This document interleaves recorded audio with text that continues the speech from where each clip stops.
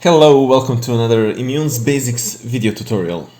In this one I'll walk you through various options for configuring nodes in your topology. I've prepared a ready-to-go topology for this tutorial and I'll be covering different node settings and demonstrating some settings which I've already configured. Additionally, I'll make some changes to configuration and explain what I'm doing. Let's start with the left side subnet. As you can see, it's a 10.0.0 subnet with a prefix of 24.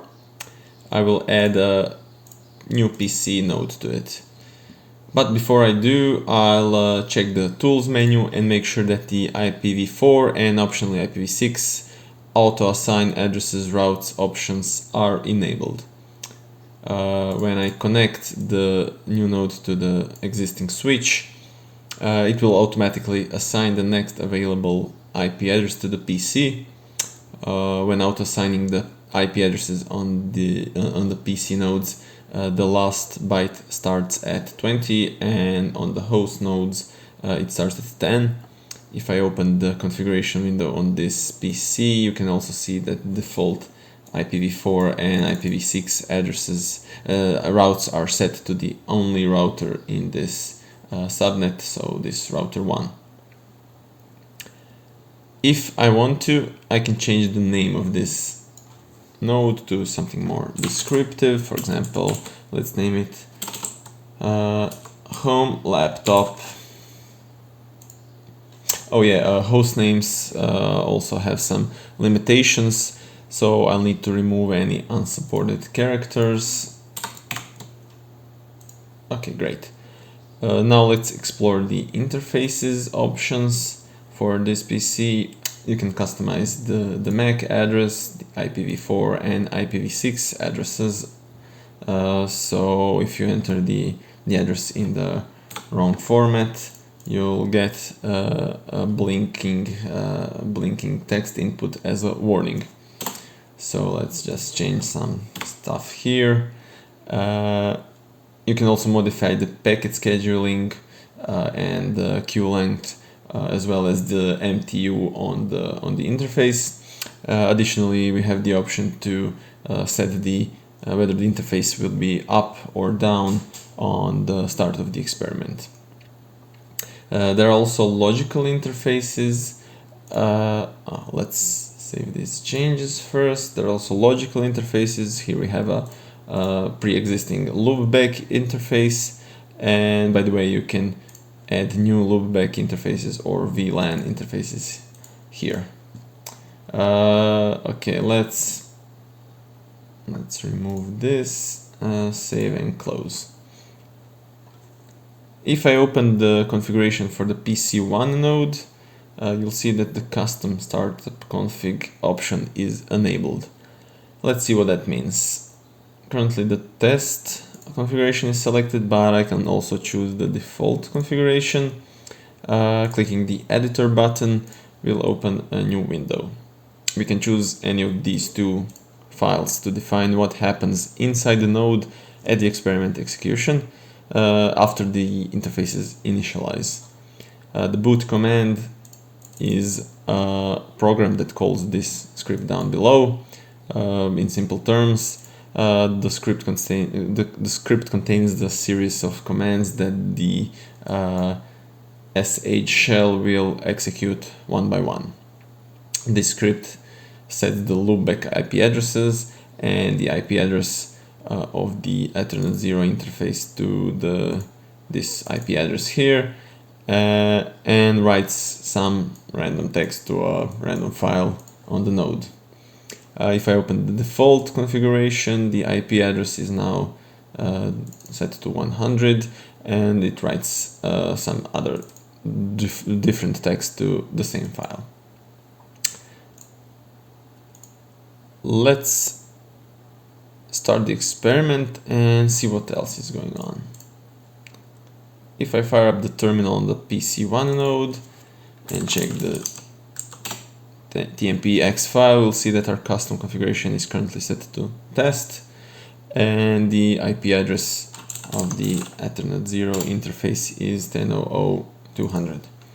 However, I can switch to the default configuration and restart the node.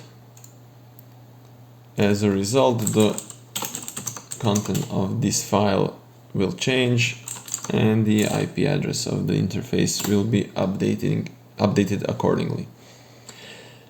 Keep in mind that as the enable custom config option is on, the node won't have a default route, so I would need to add it manually here or inside the configuration. The node configuration doesn't mirror the real interface IP addresses, but we can update it if desired. For instance, the Ethernet 0 interface of this PC2 node currently has an IP address of 10.00.20, and if I changed to 10.00.25, right click on the node, go to settings and import running configuration, the node configuration in the GUI will be updated accordingly. If I ping the telnet server node from our home laptop node, we'll see that it gets a reply, of course, but if we check the TCP dump and look at the traffic, we'll see that the traffic flow is flowing through the router 3 node, even though the RIP routing protocol is enabled. However, upon closer inspection, you'll notice this asterisk here next to the Ethernet 1 interface of router 1. That means that the Ethernet 1 interface is down, so if I set it to up, you will be able to see that in a quite short time the traffic will no longer flow through the router 3 node as the RIP routing protocol kicks in. So here's that. Lastly, the telnet server has a telnet service turned on. So let's try to connecting to it and see if it works. So telnet to the node. Yes, it works. There is an IMUNES user with the password IMUNES on every node in the default IMUNES installation, and we're in. We can also use SSH to connect to the SSH server that has an SSH service turned on. So let's try that.